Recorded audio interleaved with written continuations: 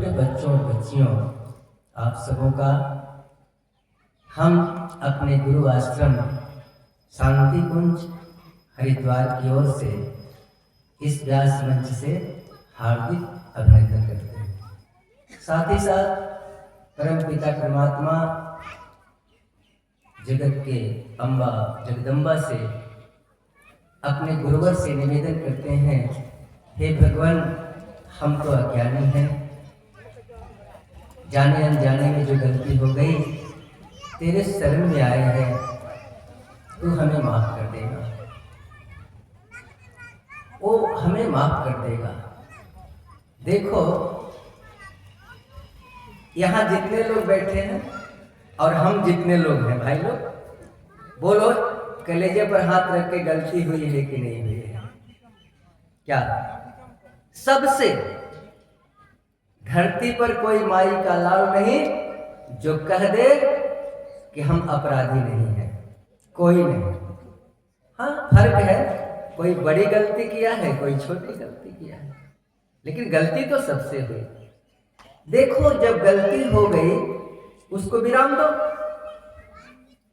जो हो गई सो हो गई, अब नहीं, बंद करो, ब्रेक लगा दो। रत्नाकर जो डाकू था वो अपनी गलती पर ब्रेक लगाया कि नहीं लगाया? बोलो, क्या तुम ब्रेक नहीं लगाओगे? अरे बहुत हो गया, अब बंद करो, अब अगले जन्म में गलती करेंगे हम लोग। इस जन्म में बहुत मौज मस्ती हम लोगों ने कर लिया, अब बंद करो और अपने जीवन को सुधार लो। मान लो परमात्मा ने आपको एक सफेद चादर ओढ़ा के भेजा था, थोड़ा इको कम कर दीजिएगा, आवाज टकरा रहा है। सफेद चादर ओढ़ा के भेजा था परमात्मा, सादा, आपने उस पर दाग लगा लिया, पान का, गुटखा का, तिरंगा का, पता नहीं पोल्टी वाला वो आता है, दारू ताड़ी क्या क्या घटकते चले गए, राम राम छी छी। समझते ही नहीं कि हम कौन है। अरे भैया कुछ तो समझ, तू कुत्ता बिल्ली जानवर नहीं है, शेर भालू तू नहीं है कि मांस नोच के खाएगा, तू राक्षस नहीं है कि मदिरा का पान करेगा, तू देवता का एक वंशज है। नारायण से ब्रह्मा, अब ब्रह्मा से ऋषि, और ऋषि से हम। इसीलिए तो हम कहते हैं कि प्राणी ईश्वर का संतान है। वंशावली देखो, ये जो पंडित जी आते हैं ना पूजा कराने, आपसे गोत्र पूछते हैं कि जजमान गोत्र बताओ, तो आपको पता नहीं है कि क्या आप बोल देते हो? गोत्र दूसरा कुछ नहीं, आपके पूर्वज का नाम है। आपके जो पूर्वज है ना, उन्हीं का नाम आप लेते हो पूजा पाठ शादी विवाह में।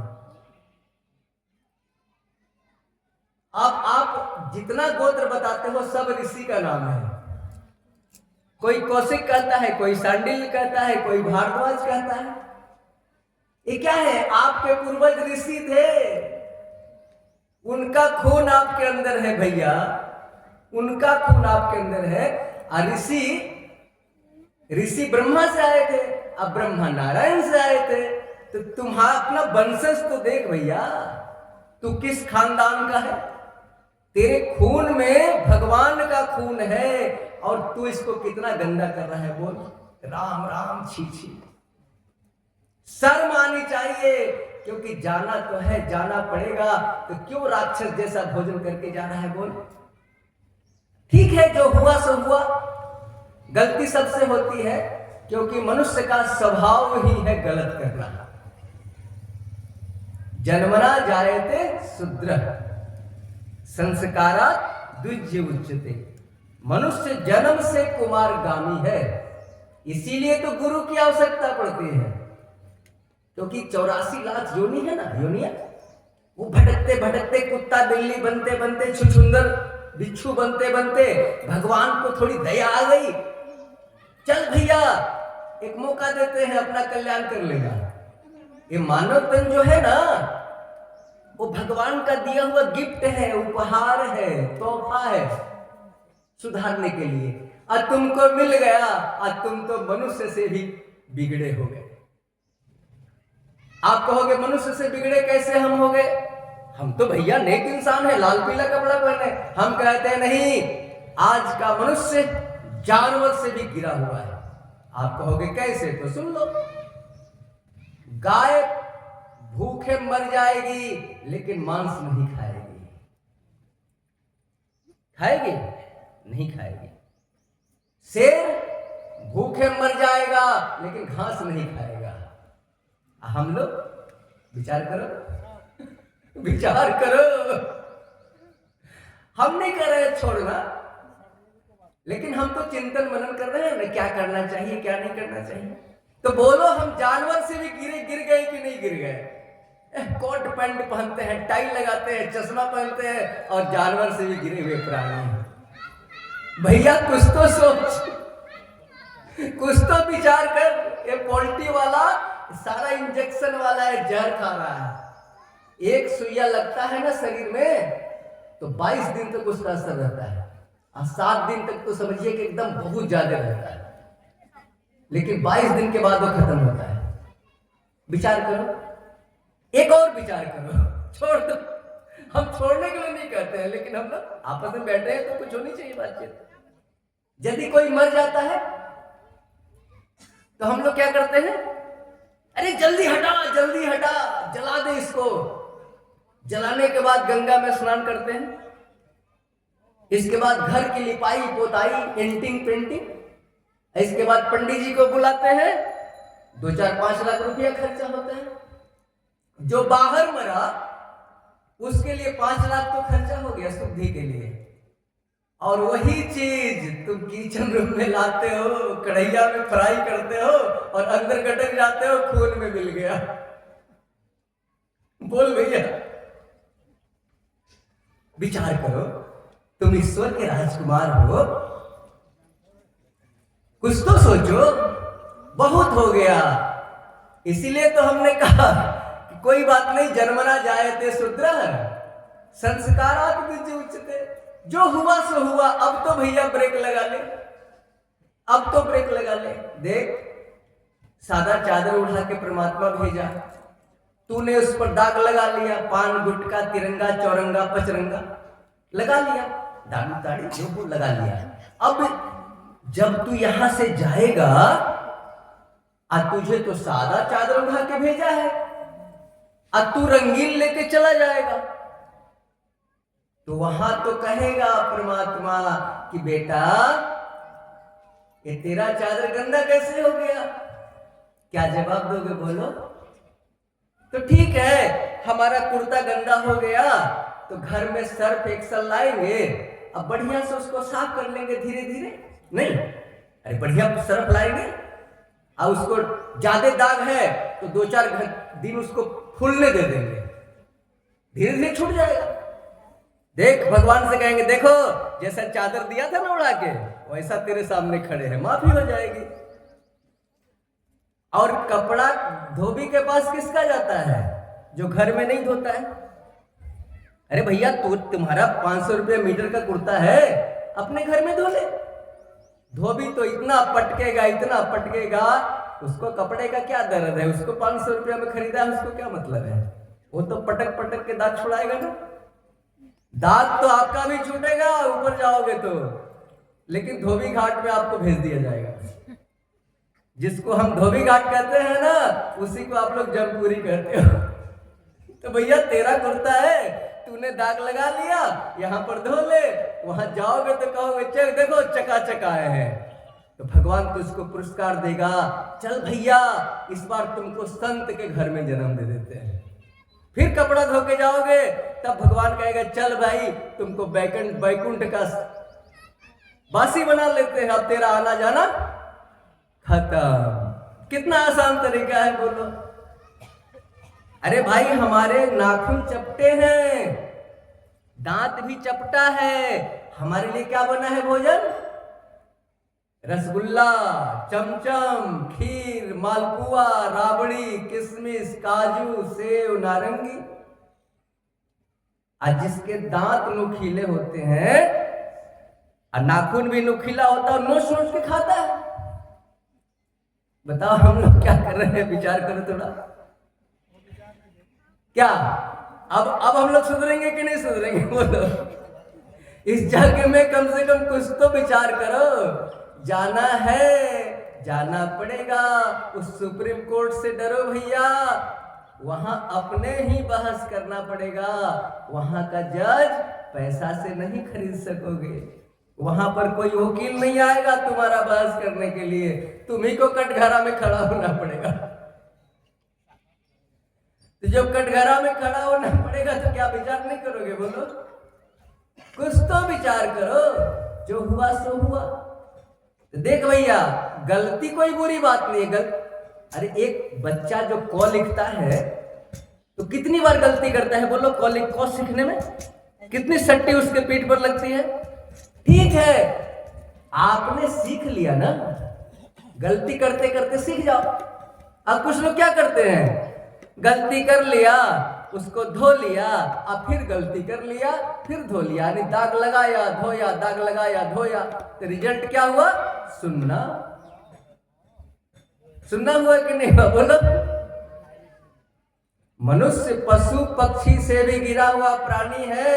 ये जो दुर्गा माँ की है ना, दुर्गा मैया बैठती है ना, चैती वाला की आसीन वाला? आसीन वाला। जरूर बुलाइएगा हमको आप लोग, उस समय बुला के देखिए, अरे पूरा गदगद हो जाइएगा। आसीन में प्रोग्राम फाइनल रखिए, 2-4 महीना पहले कांटेक्ट कर लीजिएगा, क्योंकि जहां तहां चले जाते हैं। बुलाइए तब देखिए। दुर्गा सप्तशती में लिखा हुआ है, दुर्गा सप्तशती पंडित जी को बुला के पाठ कराते हो ना दुर्गा सप्तशती, जरा उसका हिंदी पढ़ो अपने से, हिंदी पढ़ो। एक जगह हम पढ़ रहे थे तो हमको बड़ा आश्चर्य हुआ। क्या लिखा हुआ है? मार्कंडेय पुराण से दुर्गा सप्तशती को लिया गया। वो लिखा हुआ है क्या? मनुष्य तो पशु पक्षी से भी गिरा हुआ प्राणी है। हमको आश्चर्य हो गया कि क्या लिख रहा है दुर्गा सप्तशती। थोड़ा और पढ़ना हमने शुरू किया तो उसमें क्या लिखा हुआ था कि पशु अपने बच्चे को तब तक दूध पिलाती जब तक वो घास खाने लायक नहीं हो जाता। धक्का मार के हटा देता, चल तू अपना कमा खाओ, हम अपना कमाएंगे खाएंगे पूजा पाठ करेंगे, जाओ हटो यहां से, तुम घास खाने लगा हटो। और पक्षी अपने बच्चे को तब तक दाना चुन के खिलाती है, कब तक? जब तक उसको पंख नहीं हो जाता। कभी घोंसला में देखिएगा, जब पंख हो जाएगा ना तो चोंच से मार के गिरा देती है पंछी सब अपने बच्चे को। और हम लोग बेटा को तो राजा बनाइए दिए, कुदाली चला चला के, और नौकरी करके घूस लेके सीमेंट खा गए, मकान का रोड काल का तरह खा गए। कितना बड़ा पेट हमारा हो गया बोलो, बच्चे को राजा बनाने में। अब बेटा राजा बन गया तब सोच रहे हैं कि पोता को भी थोड़ा राजा बना दे। क्या इसीलिए तेरा जन्म हुआ था बोल? विचार कर। नहीं, इसलिए हम नहीं आए, इसलिए हम नहीं आए हैं। अरे भाई, हमारे गुरुजी एक थे त्रिपाठी जी, वो मथुरा जब हम गए थे तो हमारा आश्रम मथुरा में भी है। देखिए, गायत्री परिवार जो है एक अखिल विश्व है। आप सारे लोग गायत्री परिवार के हैं, भले कोई महर्षि का हो, कबीर का हो, लेकिन सब, क्योंकि गायत्री विश्व माता है, विश्व का निर्माण गायत्री से हुआ। तो मथुरा हम गए थे, वहां पर हमारा आश्रम है, बहुत बड़ा तपोभूमि नाम से। आप लोग भी जाओ ना, कोई ही नहीं है। वो मथुरा से वृंदावन जाने के मुख्य सड़क पर वो दाहिने तरफ है, जब मथुरा सब जाएंगे तो तपोभूमि। तो वहां गए थे, एक त्रिपाठी जी थे, अब तो स्वर्ग सिधार गए। तो त्रिपाठी जी थे उत्तर प्रदेश के। तो त्रिपाठी जी बोले कि पांडे, हम बहुत बड़े इंजीनियर थे, 500 इंजीनियर हमारे अंदर काम करते थे, 500। लेकिन एक दिन हम जा रहे थे गाड़ी से, अब गुरु जी का प्रवचन चल रहा था। कल तो आपको हमने निवेदन किया कि हम लोग थोड़ा पीला पीला पहन लेते हैं, लेकिन हमारे गुरु जी बिल्कुल सादा, कभी उन्होंने चंदन टीका के चक्कर में नहीं रहे, वो कभी दाढ़ी जटा कुछ नहीं, एकदम ऐसे धोती कुर्ता। इतना सस्ता कपड़ा यकीन करो, दुकान में जाते थे और दुकानदार से कहते थे सबसे कम कीमत का कुर्ता का कपड़ा दो, सबसे कम कीमत का, दुकानदार से कहते थे, और सबसे कम कीमत का धोती। एक चेला एक जूता लाके उनको दे दिया, जैसा कि जूता फटा हुआ है, तो गया, हरिद्वार की बात है, तो जूता लाके दे दिया। तो गुरुजी बोले अरे बेटा ये जूता कितने की है? तो चेला बोला कि गुरुजी 20 रुपए की जूता है। बोले 20 रुपए की जूता? ये तेरा गुरु 20 रुपए की जूता पहनेगा? इतना बड़ा राजा तेरा गुरु हो गया? ये पहले वाला जो जूता है ना मेरा 10 रुपया जोड़ी का है, इस जूता को लौटा दे, आज जाके 2 जोड़ी जूता ले आ। अब चेला क्या करे, ले गया दुकानदार के पास, बोला कि भैया 10 रुपये वाली जूता दो। इतना ही नहीं, हम लोग तो उतना नहीं कर पाते हैं, सच बताते हैं। ये जो कुर्ता है 150 रुपये मीटर वाली है। तो एक जगह गए थे जग कराने गुरुजी, वहां से जब स्टेशन पर आए तो जग करता कुछ पैसे वाले थे, जग में कुछ पैसा बचा भी था, तो गुरुजी के लिए एसी का टिकट कटा दिया गया। और साथ में लीलापत शर्मा जी थे, वो शिष्य के रूप में। गुरुजी किसी को शिष्य नहीं कहे, बेटा कहते थे, बेटा। और जैसे हम लोग भाई जी, बहन जी, बाबू जी, ये हमारा गुरु चेला का परिवार नहीं है, ये हमारा परिवार है, भाई जी, बहन जी वाला, बाबू जी वाला, चाचा जी वाला, इसलिए हम लोग गुरु चेला नहीं। तो गुरुजी को जब टिकट पकड़ाया स्टेशन पर, एसी का टिकट देखे तो गुरुजी आग बबूला हो गए। बोले कौन कटाया एसी का टिकट? अब कौन सामने बोले? तो लीलापत शर्मा जी बोले कि गुरुजी अरे क्या हुआ, टिकट कटा दिया, आराम से चलेंगे, आप जग में प्रवचन दिए हैं, थके होंगे। तो गुरुजी ने इतना सुंदर उत्तर दिया कि लीलापत तुझे शौक है एसी में चलने का तो तू चला जा, इतने लोग जनरल में धक्का खा के जा रहे हैं और पंडित श्री राम शर्मा इतना कमीना हो गया कि एसी में जाएगा। गाड़ी खुलने लगी और जनरल डब्बा में चढ़ के शिक्षा पकड़ के, तब आज विश्व लोहा मान रहा है, उनके किताब पर रिसर्च हो रही है, जो 4 वेदों का भाष्य किया, 18 पुराण का भाष्य किया और 3200 किताबें लिख दी। इतना ही नहीं, इतना आश्रम बना के मत पूछिए। मोहि तपोभूमि की बात कर रहे थे तो वहां लीलापत शर्मा त्रिपाठी जी बोले कि पांडे जब हमारी गाड़ी जा रही थी तो उनका प्रवचन चल रहा था, तो हमको आश्चर्य हुआ कि एक साधारण सा व्यक्ति, कुर्ता धोती वाला, न चंदन है, न दाढ़ी है, न जटा है, इतनी भीड़ कैसे जुटी हुई है।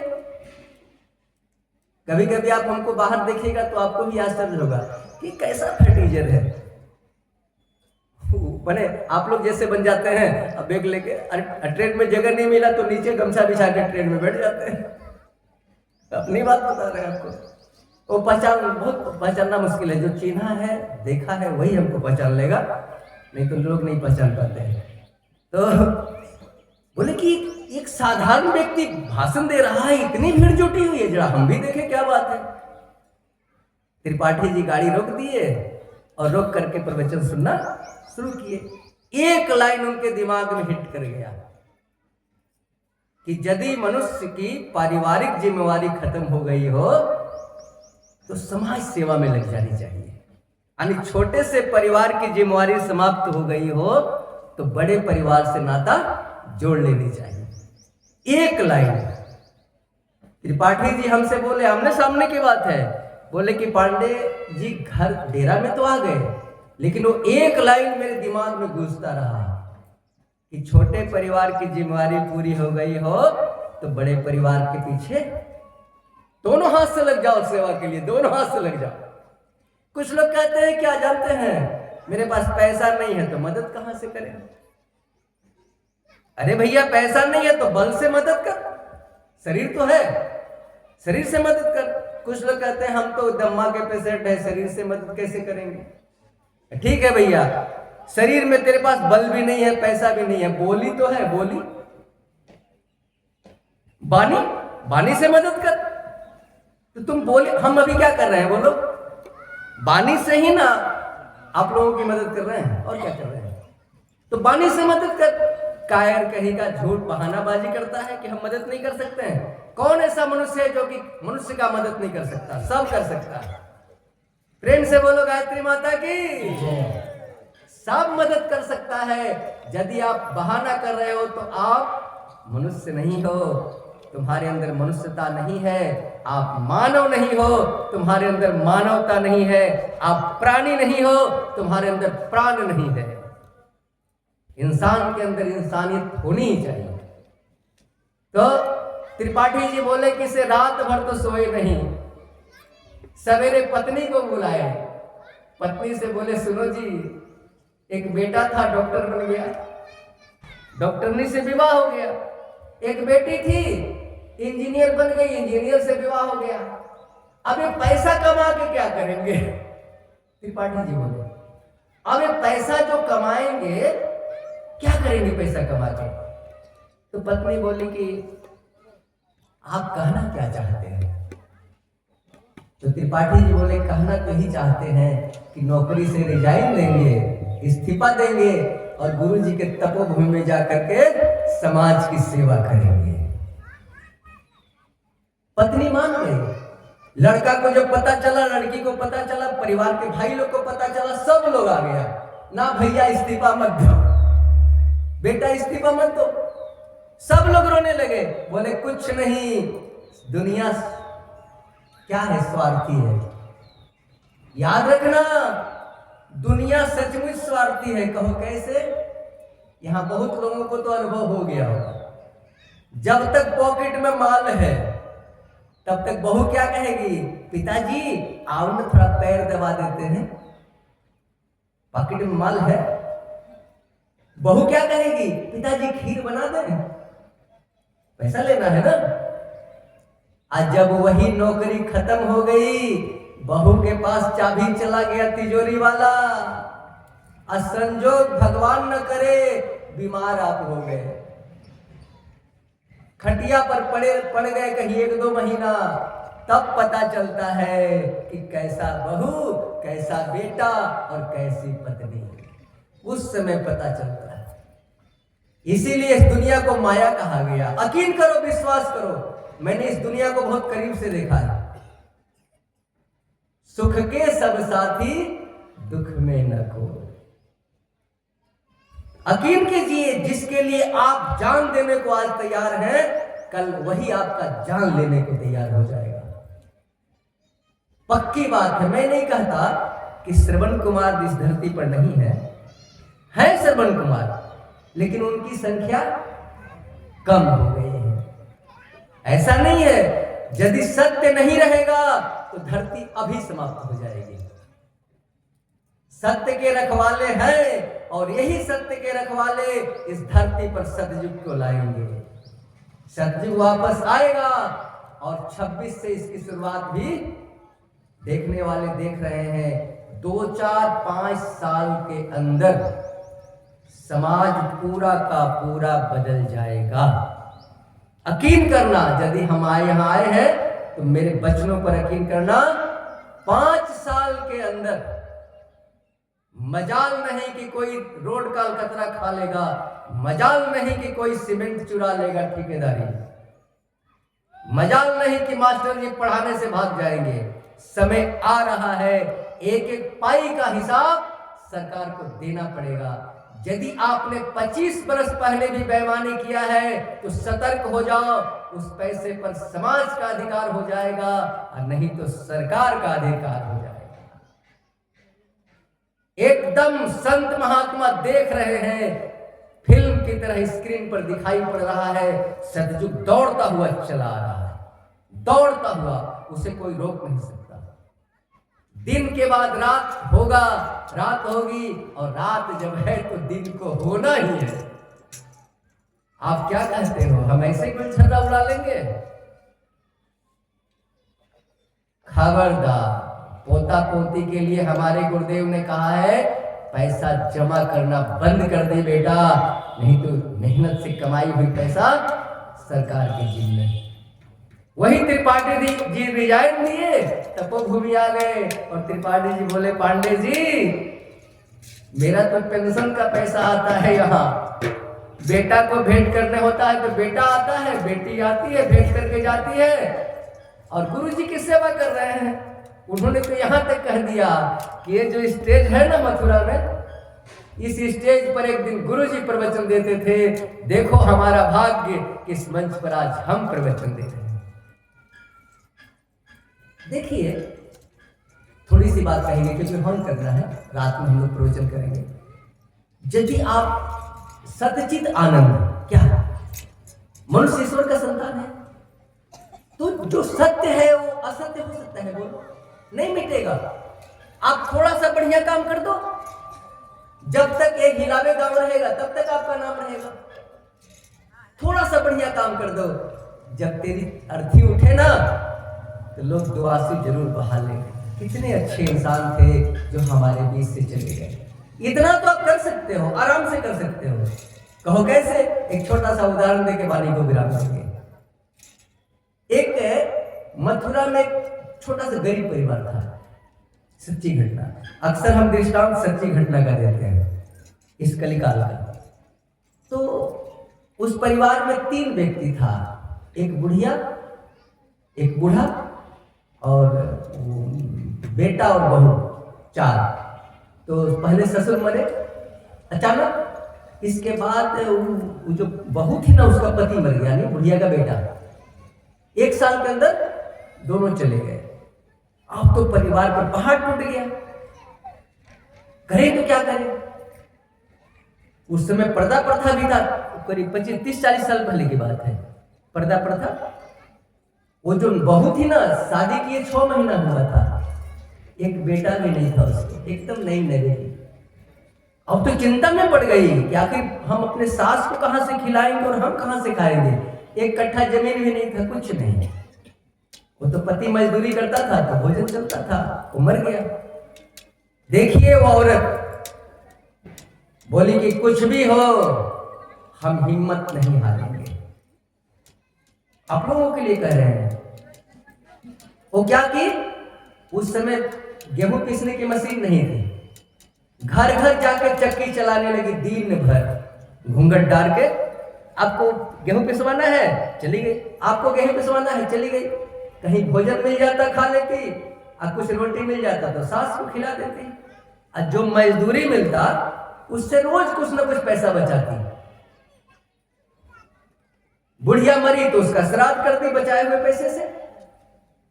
इसके बाद वो जब बूढ़ी हो गई, अब देख ली कि अब महीना 2 महीना में मर जाएंगे, तो गांव के बढ़िया लोगों को बुला के लाई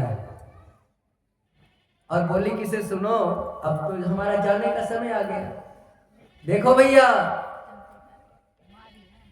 हम जवान है ना, एक दिन हम बुढ़े हो जाएंगे, वो दांत टूट जाएगा, बाल पक जाएगा, आंख से दिखाई नहीं पड़ेगा, ललटेन लगाना पड़ेगा। क्या ललटेन नहीं तो है, क्या है? अभी जानते हैं हम लोग क्या करते हैं, हम लोग बड़े चालाक हो गए। बाल पकता है तो काली मेहंदी लगा लेते हैं, क्या लोग कहेंगे हम जवान हैं। दांत टूट गया पत्थर का लगा लिया, कान बहरा हो गया तो माइक्रोफोन क्या वो लगा लिया, और यदि थोड़ा सा इधर उधर हो गया चेहरा तो ब्यूटी पार्लर में चले गए। ब्यूटी पार्लर से काम नहीं हुआ तो प्लास्टिक सर्जरी करा लिया, पैसे वाले हैं तो। अरे भैया, कितनों कर लो लिपा पोती, वारंट आ गया है तो कुर्की तो होगी, क्या नहीं होगी कुर्की? कितना लौटाओगे नोटिस? बैंक का नोटिस 2 बार लौटाओगे, 3 बार लौटाओगे, 4 बार लौटाओगे, लेकिन एक दिन हमला होगा कि नहीं होगा? बोलो, जाना तो है, जाना तो पड़ेगा भैया, तो पहले से तैयार हो जाओ। ये नोटिस छुपाने से, लौटाने से क्या फायदा? कोई फायदा नहीं है नोटिस लौटाने से। तो वही जब पुरानी हो गई बूढ़ी को, तो गांव के लोगों को बुलाई और बोली कि देखो मेरे पास कुछ पैसा है। तो लोगों ने पैसा गिना, एक वो मिट्टी के घड़ा में रखी थी, 2 पैसा नोट जुटा के, तो उससे 5000 कुछ रुपया हुआ। देखिए, पूरे जीवन की कमाई बचा के रखी थी। तो समाज के लोगों से बोली कि कुछ काम कर दो बढ़िया। तो समाज के लोगों ने विचार किया इस पैसे से एक इनारा बन सकता है, क्योंकि पानी की कमी है। इनारा बना और संजोग की बात देखो, मेहनत, इनारा जब बना तो उस इनारा से मीठा पानी निकल गया, मथुरा के सारे इनारा से खारा पानी निकल रहा था। पानी भरने के लिए लाइन लगा रहता था, दिन दिन भर, रात रात भर। इनारा का नाम क्या पड़ गया? पिसनहारी का कुआं। कब की मर गई? आज भी जाओगे तो कहोगे कि पिसनहारी के कुआं के पास जाना है तो ऑटो वाला पहुंचा देगा।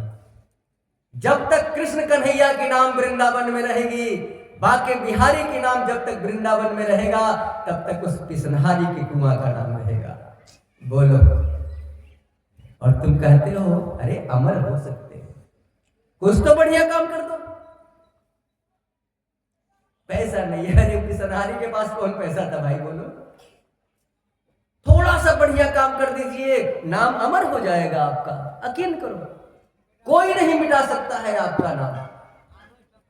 सरकार तो अब उसको गार्डन के रूप में बदल दी है इनारा को, मैंने बढ़िया बोर्ड लगा दी है पिसनहारी का कुआं, जरूर जाइएगा।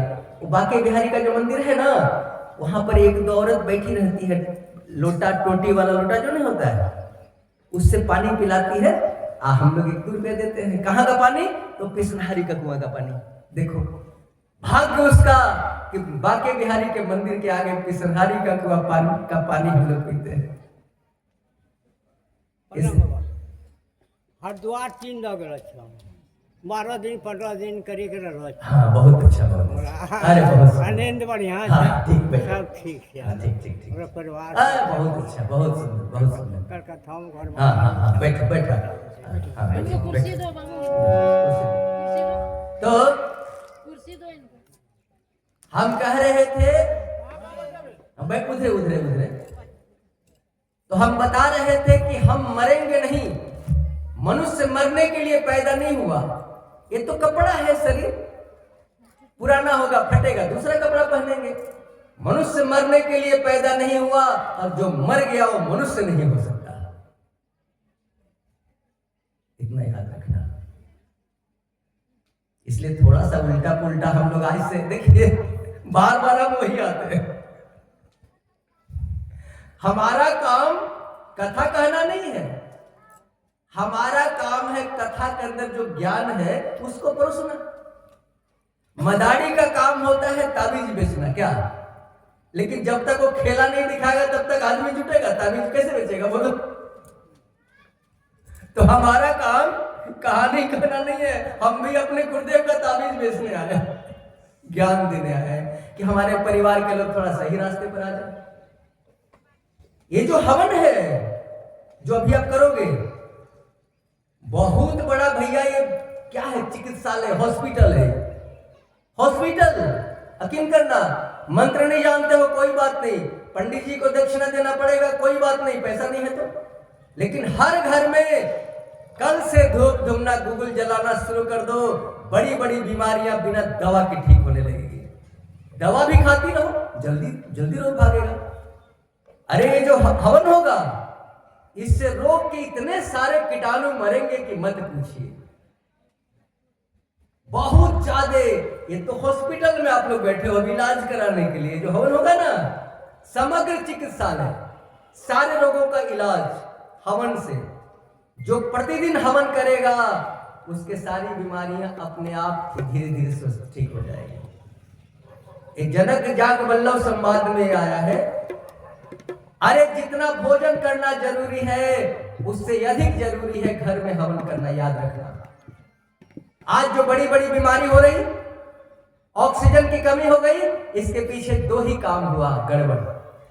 हम लोग पुरानी परंपरा को भूल गए, जो घर में माता जी लोग धूपची में गूगल जलाती थी, धूमना जलाती थी, उस सिस्टम को फिर से लाना होगा। वही तो है। और संध्या देते समय गाय का घी का दीपक जरूर जलाइए। भगवान ने चाहा तो ऑक्सीजन की मात्रा बढ़ जाएगी दीपक जलाने से, और हवन करने से रोग के कीटाणु मर जाएंगे। हमारे गुरुदेव ब्रह्म वर्चस्व विभाग है हरिद्वार में, तो सारे वैज्ञानिक को बुलाए उसमें।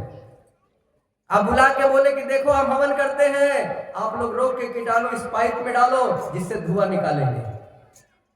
लगभग 75% रोग के कीटाणु हवन के धुआं से मर गए थे। डॉक्टरों को आश्चर्य हुआ। एक जगह गैस का रिसाव हुआ था, कौन सा जगह था आपके हिंदुस्तान में? भोपाल में गैस कोई फैक्ट्री थी, गैस का रिसाव हो गया, अगल बगल के लोग मारे चले गए। एक छोटा सा झोपड़ी वाला घर था, उसमें 2 बच्चा और एक पति पत्नी, 4 लोग जिंदा बच गए। वैज्ञानिकों ने रिसर्च किया कि आखिर भोपाल में क्या बात है कि गैस त्रासदी में इन सारे लोग मारे गए, ये परिवार कैसे बच गया? जब रिसर्च किया गया, निरीक्षण किया गया, तो पाया गया कि वो परिवार उसी दिन देसी गाय के गोबर से घर आंगन की पुताई की थी और धूप धूमना गुगुल और घी से गुड़ से हवन किया था। उस गैस के धुआं ने हवन का जो धुआं था, उस गैस के रिचार्ज के धुएं को डिस्चार्ज कर दिया। ये भोपाल की बात है, अखबार में आया था न्यूज। इतनी ताकत है इस धुआं में भाई। और दूसरी बात बता दे, ये भगवान को टैक्स देना हुआ। ये जो हवन करोगे ना, तो मान लो कि भगवान ने आपको बहुत कुछ दिया, अब भगवान को टैक्स नहीं दोगे तो भगवान दंड नहीं देगा? भूकंप आ जाएगा, प्रलय हो जाएगा, बिजली चमक जाएगी, धरती फट जाएगी। इसलिए भगवान को टैक्स देते हो हवन के द्वारा। जैसे सरकार को टैक्स नहीं दोगे तो सरकार जेल में डाल देगी, तो भगवान को टैक्स नहीं दोगे तो भगवान दंड नहीं देगा। बोलो, ये तो टैक्स देते हैं हम। और यदि कुछ भी नहीं हो हवन करने के लिए, तो याद रखना, गुड़ की 5 गोली बना लेना। गुड़ 5 गोली बना लेना और उसी गोली को किसी भगवान के नाम से या गुरु के नाम से अग्नि में जला देना। कार्बोहाइड्रेट गैस निकलेगा, जिससे आपका घर का वातावरण ठीक हो जाएगा। इतना तो हम कर ही सकते हैं। शुद्ध गाय का घी मिले तो दीपक जलाओ, उसी को थोड़ा हॉल में जलाओ। लोग कहते हैं घी जलाने से फायदा है खाने में, बहुत लोग कहते हैं। तो भैया, एक मिर्ची खाओगे तो तुमको तीता लगेगा, और उसी मिर्ची को डाल दो हवन कुंड में, जितने लोग बैठे हैं सबको तीता लगेगा कि नहीं लगेगा? बोलो। 50 ग्राम घी खाओगे तो तुम पहलवान बनोगे अकेले, और यदि 50 ग्राम घी जला दोगे तो 2.5 क्विंटल ऑक्सीजन मिलेगा, और कितने लोग स्वस्थ हो जाएंगे दमा टीबी कैंसर से? बोलो। यज्ञ पिता गायत्री माता, गायत्री से ज्ञान ले लो, और यज्ञ पिता है, इससे शरीर को स्वस्थ कर लो, पूरे विश्व को ठीक कर दो। क्या अब इन्हीं शब्दों के साथ, क्योंकि रात में हम लोग बढ़िया बढ़िया कथा सुनेंगे, हवन अभी कर ले जल्दी जल्दी, क्योंकि लेट हो रहा है ना।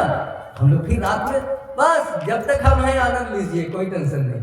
और फिर आश्विन में तो जरूर 2-4 महीना पहले मीटिंग करके हमको खबर दीजिएगा तब ज्ञान की गंगा बहेगी। एकदम भागवत कथा के माध्यम से सुनाएंगे, 7 दिन का भागवत कथा, उस समय यही आयोजन रखिएगा। आप फिर देखिए कि भागवत का आखिरी श्लोक क्या कहता है, सुन लीजिए। रात में एक भागवत की छोटी सी कथा हम सुनाएंगे, चलिए याद आ गई। भागवत का आखिरी श्लोक क्या कहता है? नाम संकीर्तनम अस्य सर्व पाप प्रणाशनम प्रणामो दुख समनस्तम नमामि हरिम परम। आप कहोगे अरे भैया ये तो भागवत भी जाओगे। भागवत का आखिरी श्लोक, नाम संकीर्तनम अस्य सर्व पाप प्रणाशनम, भगवान का नाम सारे पापों से निवृत्ति दिला देता है। बड़ा सुंदर साबुन है भैया, ऐसा साबुन धरती पर नहीं बना भगवान के नाम जैसा। नाम संकीर्तनमस्य सर्व पाप प्रणाशनम प्रणामो दुख समनस्तम नमामि हरिम परम। जैसे ही हरि के चरणों में अपने को झुकाओगे, सारे दुख खत्म हो जाएगा। प्रेम से बोलो कृष्णचंद्र भगवान की। अब हम लोग हवन करने के लिए तैयार हो जाए।